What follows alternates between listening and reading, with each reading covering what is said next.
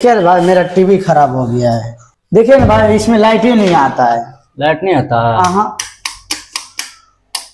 अरे भाई एक गिलास पानी लेके आओ तो। मेरा मम्मी बोला है कि कोई अनजान आदमी आए ना उसको पानी मत देना, नहीं तो वो सामान चोरी करके लेके चला जाएगा, इसलिए हम पानी नहीं लाएंगे। अरे भाई सब एक जैसा नहीं होता है, एक आदमी की वजह से सब बदनाम होता है। वही चुतिया लोग की वजह से जो ना सब मिस्त्री बदनाम होता है। सब एक ही जैसा नहीं होता है भाई। तुम जाओ लेके आओ। आप भाई बहुत अच्छे आदमी लगते हैं हमको, है ना, हम जाते हैं पानी ला देते हैं। ठीक है? ठीक है भाई जाओ। लेकिन एक सेकंड, ये लीजिए भैया पानी।